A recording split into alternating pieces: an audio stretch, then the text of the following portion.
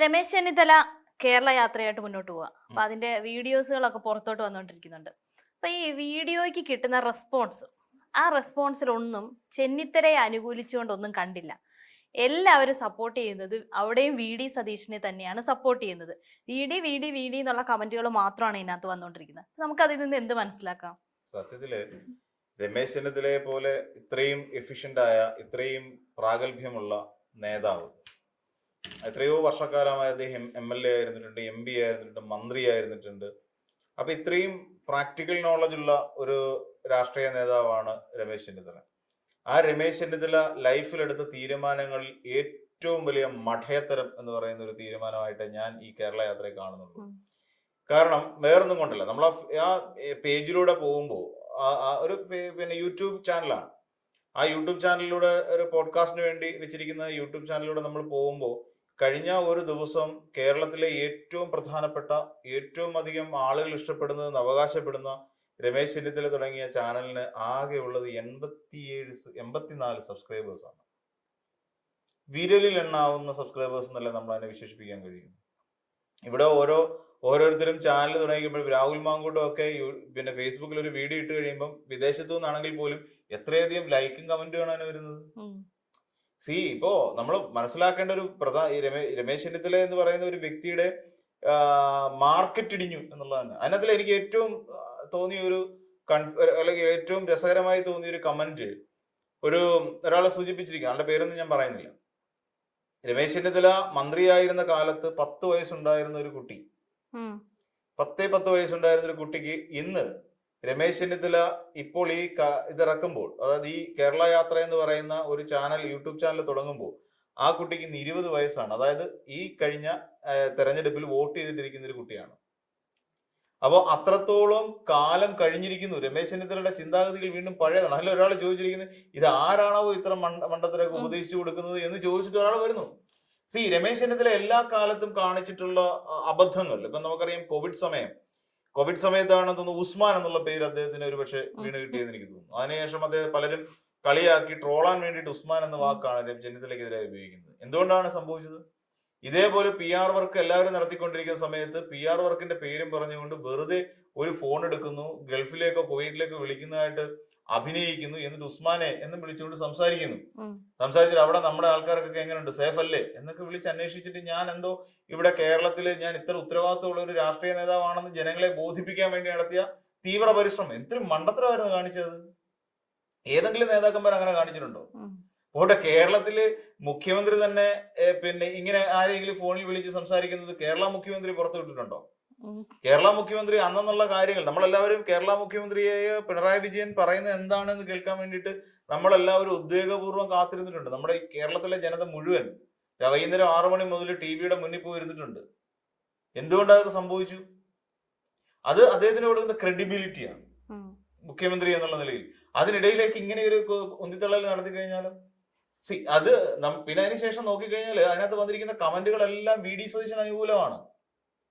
അത് ഈ കേരള യാത്ര കൊണ്ട് രമേശ് ചെന്നിത്തല ഉദ്ദേശിച്ചത് ആൾക്കാരുടെ അപ്രീതി പിടിച്ചു പറ്റാനാണോ, പ്രീതി പിടിച്ചു പറ്റാനാണോ? ഒരു ദിവസം ഇട്ട വീഡിയോയ്ക്ക് ആകെ ഞാൻ ആലോചിച്ച് നോക്കുകയാണ്, കേരളത്തിലെ രമേശ് ചെന്നിത്തലയുടെ ഹരിപ്പാട് നിയോജക മണ്ഡലത്തിലെ കോൺഗ്രസ് പ്രവർത്തകർ മാത്രം ആ ചാനൽ സബ്സ്ക്രൈബ് ചെയ്തിരുന്നെങ്കിൽ അതൊരു പക്ഷേ ആ ചാനൽ ഒരു 5K എങ്കിലും ഒരു ദിവസം കൊണ്ട് സബ്സ്ക്രിപ്ഷൻ നേടിയേനെ. അവര് മാത്രം ആ വീഡിയോ കണ്ടിരുന്നെങ്കിൽ, മീൻസ് ഹരിപ്പാട് മണ്ഡലത്തിലെ മാത്രം കോൺഗ്രസ് പ്രവർത്തകരുടെ കാര്യമാണ്, മണ്ഡലം കമ്മിറ്റിയിലെ ആൾക്കാരുടെ കാര്യമാണ്. അവര് മാത്രം ആ വീഡിയോ കണ്ടിരുന്നെങ്കിൽ ഒരു പക്ഷേ ഓരോ വീഡിയോയ്ക്കും 5000 മുതൽ 10000 വരെ വ്യൂസ് കിട്ടിയേനെ. എന്നിട്ട് കഴിഞ്ഞ ഒരു ദിവസം ഇട്ട് ഒരു എണ്ണത്തിനകത്ത് വെറും എത്ര 1K എങ്ങാണ്ട് ആകുന്നതേ ഉള്ളൂ, കഷ്ടിച്ച് പിഷ്ടിച്ച്.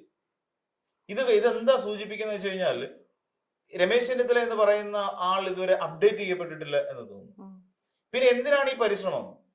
ഈ പരിശ്രമം ശരിക്കും പറഞ്ഞാൽ KC വേണുഗോപാലിനെയും VD സതീശനെയും ഒരു കയ്യകലത്തിൽ നിർത്താൻ വേണ്ടിയിട്ടാണ് ഈ പരിശ്രമം നടത്തിക്കൊണ്ടിരിക്കുന്നത്. ഇതാണ് നമ്മൾ കോൺഗ്രസ് എന്ന് പറയുന്ന ഒരു പാർട്ടിക്കുള്ളിൽ നടക്കുന്ന ദയനീയമായ അവസ്ഥയാണ് ശരിക്കും രമേശ് ചെന്നിത്തല ഇപ്പൊ കാണിക്കുന്നത് കാണുമ്പോൾ നോക്കുന്നു. കഷ്ടം തോന്നുന്നു. സത്യം പറഞ്ഞാൽ എനിക്ക് ആ പിന്നെ യൂട്യൂബ് ചാനൽ കണ്ടപ്പോൾ സത്യം പറഞ്ഞാൽ എനിക്ക് ഭയങ്കരമായ വിഷമം തോന്നി. കാരണം രമേശ് ചെന്നിത്തല എന്ന് പറയുന്ന ഒരു നേതാവിന് കേരളത്തിലുള്ള പ്രസക്തി എത്രത്തോളം വലുതാണ് എന്ന് നമുക്കറിയാം. ആ നേതാവിന് ഈ ഒരു ഗതികേട് ഉണ്ടായല്ലോ എന്ന് ആലോചിക്കുമ്പോൾ നമുക്ക് അദ്ദേഹത്തോട് തോന്നുന്ന ഒരു സഹതാപത്തിന്റെ ഒരു തരംഗം ഉണ്ടല്ലോ, അതാണ് ശരിക്കും ഫീൽ ചെയ്യുന്നത്. പിന്നെ VD സതീശൻ ഈ കഴിഞ്ഞ സതീശിനെ പൊക്കി പറയുന്നതല്ല, ഞാൻ രണ്ടുപേരെ താരതമ്യം ചെയ്യുകയാണ്. വി ഡി സതീശനെ രമേശ് ചെന്നിത്തലയും തമ്മിൽ ഞാനും താരതമ്യം ചെയ്ത് നോക്കുക. സത്യത്തിൽ വി ഡി സതീശൻ ഒരു വശത്ത് നിന്നുകൊണ്ട് ഇവിടെ കേരളത്തിൽ നടക്കുന്ന ഓരോ സംഭവങ്ങളെയും ഓരോ ദിവസവും രാവിലെയും വൈകുന്നേരവും കൃത്യമായി മാധ്യമപ്രവർത്തകരുടെ മുമ്പിൽ സതീശൻ എത്തുന്നുണ്ട്. പറയുന്നത് കള്ളമാകട്ടെ, എന്തുമായിക്കൊള്ളട്ടെ. വി ഡി സതീശൻ പറഞ്ഞതിൽ 90% കള്ളമായിക്കോട്ടെ. ഇതിനെല്ലാം ഈ പറയുന്ന വി ഡി സതീശൻ മാധ്യമങ്ങളുടെ മുമ്പിൽ വളരെ കൃത്യമായി എത്തുന്നുണ്ട്. പുതുയുഗയാത്ര നടത്തിക്കൊണ്ട് അദ്ദേഹം ജനങ്ങളുടെ മുമ്പിൽ നിന്നുകൊണ്ട് മാധ്യമത്തിനെ അഭിമുഖീകരിച്ച സമയത്ത് അദ്ദേഹം പുതുമുഖയാത്രയുടെ അവസാന ഘട്ടം എത്തിയപ്പോൾ, അവസാന ദിവസം അദ്ദേഹത്തിനെ കാണുമ്പോൾ തന്നെ നമുക്കറിയാം അദ്ദേഹം ക്ഷീണിതനായിരുന്നു. വി ഡി സതീശൻ അദ്ദേഹം പറയുന്നുണ്ട്, എന്റെ വെയിറ്റ് 3-4 കിലോ കുറഞ്ഞിട്ടുണ്ട് എന്ന് അദ്ദേഹം മാധ്യമപ്രവർത്തകരുടെ നേരെ നോക്കി പറയുകയാണ്. അപ്പം അതുവരെ കഷ്ടപ്പെട്ടു. നമ്മൾ ആലോചിച്ച് നോക്കിക്കോളൂ. അദ്ദേഹം കാസർഗോഡ് മുതൽ ഇനി തിരുവനന്തപുരം വരെ യാത്രയിലായിരുന്നു. നമുക്കറിയാം, നമ്മൾ പലയിടങ്ങളിലും കണ്ടിട്ടുണ്ട് അദ്ദേഹത്തിന്റെ പ്രസംഗങ്ങൾ കേട്ടിട്ടുണ്ട്, അദ്ദേഹത്തിന്റെ പല ബൈറ്റുകൾ നമ്മൾ കാണുകയും ചെയ്തിട്ടുണ്ട്. ഇതിൽ നമ്മൾ മനസ്സിലാക്കേണ്ടത് എന്താ, ആരാണ് ശരിക്കും കേരളത്തില് ഭരണം കിട്ടാൻ വേണ്ടി ഹാർഡ് വർക്ക് ചെയ്തത്? അപ്പൊ ഇപ്പൊ ചെന്നിത്തലയ്ക്ക് തോന്നുന്നുണ്ടാവും ഇതൊന്നും വേണ്ടായിരുന്നു എന്ന്. കാരണം ഈ കമന്റുകൾ എന്തായാലും കാണാതിരിക്കില്ലല്ലോ. അത് എനിക്ക് തോന്നുന്നു ഈ PR ടീമുകൾ കാണും. ഈ PR ടീമുകൾ കാണുകയും ചെന്നിത്തല ഇത് ബോധ്യപ്പെടുത്തി. അതിനകത്ത് പല തെറിയുണ്ടെന്നേ. ചെന്നിത്തലയ്ക്കെതിരായിട്ട് ഒരുപക്ഷെ തെറിയിട്ടത് ആരാണെന്ന് അറിയില്ല, പക്ഷെ ഒരു കോൺഗ്രസ് അനുഭാവിയാണെന്ന് നമുക്ക് അനുമാനിക്കാൻ കഴിയുള്ളൂ. അല്ല, CPM-കാരും അത് കണ്ടിട്ട് വളർത്താൻ ശ്രമിക്കത്തില്ല, അത് വേറൊരു കാര്യം. അതിനെ പ്രൊമോട്ട് ചെയ്യാനും CPM-കാർ ശ്രമിക്കത്തില്ല. പിന്നെ ആ പറഞ്ഞിരിക്കുന്നതിനകത്ത് വസ്തുനിഷ്ഠമായ കാര്യങ്ങൾ ഉണ്ടോ എന്ന് അറിയാൻ വേണ്ടി ചിലപ്പോഴാണ് കയറി നോക്കിയാൽ അത്രയേ ഉള്ളൂ, അല്ലാതെ വേറെ കാര്യമൊന്നുമില്ല. അദ്ദേഹം ഓപ്പറേഷൻ കുബേരയെ കുറിച്ചൊക്കെ പറയുകയാണ്. എന്നിട്ട് ആ ഓപ്പറേഷൻ കുബേര എവിടെ വരെ കൊണ്ട് എത്തിച്ചു? ഒന്നും നടന്നില്ലല്ലോ. എത്ര പേര് അറസ്റ്റിലായിട്ടുണ്ട്? അപ്പം അങ്ങനെ ഓരോ ദിവസവും അദ്ദേഹം നടത്തിയിട്ടുള്ള വികസന പ്രവർത്തനങ്ങൾ അല്ലെങ്കിൽ അദ്ദേഹം നടത്തിയിട്ടുള്ള ഓരോ പ്രവർത്തനങ്ങളും ജനങ്ങളിലേക്ക് എത്തിക്കുക എന്നുള്ളതാണ്. ഇതൊക്കെ നേരത്തെ വേണ്ടതല്ലായിരുന്നു. ഒരു തെരഞ്ഞെടുപ്പ് കഴിഞ്ഞു. അപ്പം ഒരു സാധാരണഗതിയിൽ എല്ലാവരും ചെയ്യുന്ന എന്താ, ഒരു തെരഞ്ഞെടുപ്പ് വരുന്നതിന് മുൻപായിട്ട് തെരഞ്ഞെടുപ്പ് കഴിഞ്ഞു നിൽക്കുക. ശരിക്കും പറഞ്ഞാൽ തെരഞ്ഞെടുപ്പിന് മുൻപാണ് പലരും ഈ രീതിയിലുള്ള ഒരു ഗിമിക്സ് ഉണ്ടാക്കുന്നത്. ഇപ്പൊ ചെന്നിത്തല എന്തിനാണ് തെരഞ്ഞെടുപ്പ് എല്ലാം കഴിഞ്ഞു, തെരഞ്ഞെടുപ്പ് കഴിഞ്ഞു നിൽക്കുന്ന സാഹചര്യത്തിൽ എന്തിനാണ് ഈ ഗിമിക്സ് ഉണ്ടാക്കുന്നത്? അല്ലെങ്കിൽ ഈ ചാനൽ ഉണ്ടാക്കേണ്ട ആവശ്യം എന്തോ, കേരള യാത്ര നടത്തേണ്ട ആവശ്യം എന്തോ? അതിന്റെ ആവശ്യമില്ല. കാരണം എന്താ, ഇനി ജനങ്ങളിൽ നിന്ന് ചെന്നിത്തലയ്ക്ക് ഒന്നും കിട്ടില്ല. നമ്മൾ മനസ്സിലാക്കേണ്ട കാര്യം സിംപ്ലി പറഞ്ഞാൽ, ജനങ്ങളിൽ നിന്ന് ഇനി രമേശ് ചെന്നിത്തലയ്ക്ക് ഒന്നും കിട്ടാനില്ല. വോട്ടായിട്ട് സാധാരണ ഒരു രാഷ്ട്രീയ നേതാവിന് എന്താ ജനങ്ങളിൽ നിന്ന് കിട്ടേണ്ടത്? വോട്ടുകളാണ്. ആ വോട്ട് ഇനി ചെന്നിത്തലയ്ക്ക് ഇനി കിട്ടില്ല. കിട്ടണമെങ്കിൽ 5 വർഷം കഴിഞ്ഞ് വീണ്ടും മത്സരിക്കണം, അല്ലെങ്കിൽ അടുത്ത ലോക്സഭാ തെരഞ്ഞെടുപ്പിൽ മത്സരിക്കണം, എങ്കിലേ ചെന്നിത്തലയ്ക്ക് വോട്ട് കിട്ടും. പിന്നെ എന്തിനാണ് ഇങ്ങനെ കാണിക്കുന്നത്?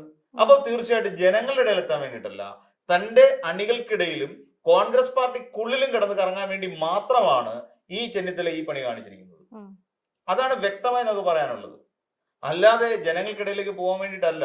അപ്പൊ ഇതിന്റെ അർത്ഥം എന്ന് വെച്ചാൽ, ഞാനാണ് മുഖ്യമന്ത്രിയാകാൻ എന്തുകൊണ്ടും യോഗ്യനായ നേതാവ് എന്ന് സ്വന്തം അണികളെ പറഞ്ഞ് പഠിപ്പിക്കാൻ വേണ്ടിയിട്ട് നടത്തിയ ശ്രമങ്ങളാണ് ഇതെല്ലാം. പക്ഷെ അതിപ്പം ഈ പറയുന്ന മൈലേജ് കൊടുത്തത് വി ഡി സതീശൻ. അതിപ്പം മൈലേജ് കൊടുക്കുന്ന വി ഡി സതീശനാണ്. കാര്യം വി ഡി സതീശൻ അനുകൂലികളാണെന്നുള്ള കാര്യം എല്ലാവർക്കും ബോധ്യപ്പെടില്ലേ? വി ഡി സതീശൻ അനുകൂലികൾ അതിനകത്ത് വരുന്നത്, ഞാൻ നേരത്തെ സൂചിപ്പിച്ച എന്റെ സബ്സ്ക്രൈബേഴ്സിന്റെ എണ്ണമാണ് ഞാൻ പറഞ്ഞത്. 24 മണിക്കൂർ കഴിഞ്ഞിട്ടും ആ ഒരു ചാനലിനെ സംബന്ധിച്ചിടത്തോളം ഒരു 84 സബ്സ്ക്രൈബേഴ്സ് എന്ന് പറഞ്ഞാൽ കേരളത്തിലെ എണ്ണം പറഞ്ഞു നിൽക്കുന്ന, കേരളത്തിലെ ഏറ്റവും പ്രധാനികളിൽ ഒരാളായ ഒരു കോൺഗ്രസ് നേതാവിന്റെ ചാനലിലേക്ക് വന്ന് വീഴേണ്ട സബ്സ്ക്രൈബേഴ്സിന്റെ എണ്ണമാണോ 84? വെറും 84. ഞാൻ വീണ്ടും ചെക്ക് ചെയ്തു, 84K ആണോ വെറും 84 ആണോ എന്നുള്ളത്. വെറും 84, 84 എന്ന് പറയുന്ന സംഖ്യ. ഈ 84 പേര് മാത്രമേ ഉള്ളൂ ഈ പറയുന്ന രമേശ് ചെന്നിത്തല എന്ന് പറയുന്ന ഒരു നേതാവിന്റെ സപ്പോർട്ടേഴ്സ്. അപ്പം സ്വയം ചെറുതാകുകയാണ് ചെന്നിത്തല ചെയ്തിരിക്കുന്നത്. മറ്റുള്ളവരെ തോൽപ്പിക്കാൻ വേണ്ടി, തനിക്കൊപ്പം നിൽക്കുന്ന മറ്റു നേതാക്കന്മാരെ തോൽപ്പിക്കാൻ വേണ്ടി ചെന്നിത്തല പരിശ്രമിക്കുമ്പോൾ ചെന്നിത്തല സ്വയം ചെറുതായി ഇല്ലാതാകുന്ന ഒരു പ്രക്രിയയിലേക്കാണ് ശരിക്കും കാര്യങ്ങൾ നീങ്ങിക്കൊണ്ടിരിക്കുന്നത്. അത് മോശമായി പോയി. തീർച്ചയായിട്ടും അത് അംഗീകരിക്കാൻ കഴിയുന്ന ഒന്നല്ല. ആരാണോ പ്രവർത്തിച്ചത്, ഇപ്പൊ ആ ഒരു തെരഞ്ഞെടുപ്പിൽ UDF ഇൻ കേസ് വിജയിക്കുകയാണെങ്കിൽ ആ UDFന്റെ വിജയത്തിന് വേണ്ടിയിട്ട് അക്ഷീണം പരിശ്രമിച്ച ആരാണോ അയാളാണ് അതിന് അർഹൻ. എന്റെ കണ്ണിൽ UDF വിജയിച്ചാൽ അതിന്റെ പൂർണ്ണമായ ക്രെഡിറ്റ് ഞാൻ കൊടുക്കുക വി ഡി സതീശനായിരിക്കും. ഈ രമേശ് ചെന്നിത്തലയുടെ ചില പിന്തിരിപ്പൻ സമീപനങ്ങൾ ഞാൻ പറഞ്ഞുതരാം. ഈ ഉപതെരഞ്ഞെടുപ്പുകളിലെല്ലാം UDF വിജയിക്കുന്നു. ഈ പറഞ്ഞ ഏറ്റവും ഒടുവിലായിട്ട് തദ്ദേശ തെരഞ്ഞെടുപ്പ് അവിടെ നിൽക്കട്ടെ, ഏറ്റവും ഒടുവിലെ ലോക്സഭാ തെരഞ്ഞെടുപ്പിലും എല്ലാം വിജയിച്ചിരിക്കുന്ന സമയത്ത് ചെന്നിത്തല അന്ന് പറഞ്ഞൊരു വാക്കുണ്ട്, ഞാനും ഉമ്മൻചാണ്ടിയും ഒക്കെ ഒരുപാട് തെരഞ്ഞെടുപ്പുകൾ വിജയിപ്പിച്ച ഒരാളാണ് എന്ന് ചെന്നിത്തല പറയുന്നുണ്ട്. എന്തിനാണ് അങ്ങനെ? അതെന്താ വെച്ചാൽ ക്യാപ്റ്റൻ എന്ന് പറയുന്ന ഒരു വിളി VD സതീശന് ചാർത്തി കൊടുത്തു. സതീശനിസം എന്ന് പറയുന്ന ഒരു വേർഡ് ഇവിടെ കിടന്ന് കറങ്ങി. അതിനെ വെട്ടാൻ വേണ്ടിയിട്ട് ചെന്നിത്തല പറഞ്ഞ സാധനം ഇതാ. ഇത് ഇങ്ങനെയാണോ മുതിർന്ന ഒരു രാഷ്ട്രീയ നേതാവ് പെരുമാറേണ്ടത്? അല്ല. ചെന്നിത്തല ഇപ്പോ കാണിച്ചിരിക്കുന്നത് ഒരിക്കലും നല്ലൊരു എഫക്റ്റിലേക്ക് പോയില്ല എന്നുള്ളതല്ല. അതിനേക്കാൾ അപ്പുറം ചെന്നിത്തലയെ സംബന്ധിച്ചിടത്തോളം അതൊരു നെഗറ്റീവ് ഇമ്പാക്റ്റ് ആണ് ശരിക്കും ഉണ്ടാക്കിക്കൊണ്ടിരിക്കുന്നത്. അണികൾക്കിടയിൽ തനിക്ക് സപ്പോർട്ട് ഇല്ല, പിന്തുണ ഇല്ല എന്ന് നിശബ്ദമായി പൊതുജനത്തോട് വിളിച്ചു പറയുന്ന ഒന്നായി മാറി. സിമ്പിൾ അല്ലേ ഞാൻ പറഞ്ഞത്? 84 പേര് പോലും അല്ലെങ്കിൽ 100 പേര് പോലും 24 മണിക്കൂറിനകത്ത് പിന്തുണയ്ക്കാനില്ലാത്ത ഒരു നേതാവായി രമേശ് ചെന്നിത്തല അധപ്പതിച്ചു പോയി എന്ന് തന്നെ പറയേണ്ടി വരും. സപ്പോർട്ടേഴ്സ് ഇല്ല. അതിനേക്കാൾ അപ്പുറം ഇപ്പൊ VD സതീശൻ ഒരു യൂട്യൂബ് ചാനൽ തുടങ്ങട്ടെ, ഇത് പറയാൻ വേണ്ടിട്ട്, പുതിയ യാത്ര തുടങ്ങട്ടെ. എന്തുകൊണ്ടാ വേറെ നേതാക്കന്മാരെ തുടങ്ങാഞ്ഞത്? VD സതീശൻ എന്തുകൊണ്ടാണ് തുടങ്ങാഞ്ഞത്? VD സതീശൻ അറിയാം ഈ സമയത്ത് ഞാൻ ഈ ഒരു യൂട്യൂബ് ചാനലോ അല്ലെങ്കിൽ എന്റെ കുറെ കാര്യങ്ങൾ പറയാൻ വേണ്ടിട്ട് ഒരു സംഭവം ആരംഭിച്ചു കഴിഞ്ഞാൽ ഒരു പുസ്തകം ഇറക്കാം, തെറ്റില്ല. ഇപ്പൊ KC വേണുഗോപാലും ചെയ്തതാണ് അല്ലെ? എന്തോ നേരോടെ അങ്ങനെ പറയുന്ന ഒരു സധൈര്യം നിലപാട് എന്ന് പറയുന്ന ഒരു സുധീര നിലപാട് അങ്ങനെ എന്തോ പറഞ്ഞിട്ട് അങ്ങനെ ഒരു സാധനമാണ്. ഒരു പുസ്തകം KC വേണുഗോപാൽ ഇറക്കി. അത് പറ്റും, പുസ്തകമാണ്, ആവശ്യമുള്ളവർ മേടിച്ച് വായിച്ചാൽ മതി എന്ന് പറഞ്ഞിട്ട് ആ പുസ്തകം 10,000 കോപ്പി വിറ്റ് പോകത്തൊന്നുമില്ല. കാര്യം അറിയുന്നില്ല, കോൺഗ്രസ്സുകാർക്കാർക്കും വായിക്കാൻ അറിയത്തില്ല. വേറൊരു കാര്യം, ഈ പറയുന്ന പോലെ പിന്നെ VD സതീശന്റെ പ്രസംഗങ്ങള് അതിറങ്ങി കഴിയുമ്പോഴും ആൾക്കാർ പുസ്തകമാണ്, അതിലാർക്കും തെറ്റു പറയാൻ പറ്റില്ല. ഇത് ചെന്നിത്തല വന്നിട്ട് ഒരുമാതിരി എന്താ പറയാ, നമ്മൾ കണ്ടിട്ട് എനിക്ക് സത്യം പറഞ്ഞ ചെന്നിത്തല കാണിക്കുന്ന ഈ സ്വയം പ്രഖ്യാപിത മുഖ്യമന്ത്രി സ്ഥാനാർത്ഥി എന്നുള്ള നിലയിൽ നിന്നുകൊണ്ട് കാണിക്കുന്ന ഈ മണ്ടത്തരങ്ങളോട് സത്യം പറഞ്ഞാൽ വിയോജിക്കാൻ മാത്രമേ കഴിയുന്നുള്ളൂ. അത് ചെന്നിത്തല എന്ന് പറയുന്ന ഒരു രാഷ്ട്രീയ നേതാവിന്റെ വില ഉയർത്തുകയല്ല, പകരം ഇടിച്ചു താഴ്ത്തുകയാണ് എന്നുള്ള കാര്യം നമ്മൾ എല്ലാവരും മനസ്സിലാക്കണം. പ്രത്യേകിച്ച് ചെന്നിത്തലയെ പോലെ K. കരുണാകരൻ എന്ന് പറയുന്ന ഒരു ശക്തനായ ലീഡർക്കൊപ്പം നിന്ന് പ്രവർത്തിച്ച പരിചയമുള്ള ഒരു മനുഷ്യൻ ഒരിക്കലും ഇങ്ങനെ ഒരു മണ്ടത്തരത്തിലേക്ക് പോകാൻ പാടില്ലായിരുന്നു. കാരണം എന്തായിരുന്നാലും ഇതിൽ നിന്ന് മനസ്സിലാക്കാൻ കഴിയുന്ന VD സതീശനൊപ്പമാണ് കോൺഗ്രസ് പാർട്ടിയിലെ 90% ആളുകൾ. 90 അല്ല, 99% ആൾക്കാർ. 1% പോലും രമേശ് ചെന്നിത്തലയ്ക്ക് ഇല്ല എന്ന് ഇതോടുകൂടി നമുക്ക് ബോധ്യപ്പെട്ടിരിക്കുകയാണ്.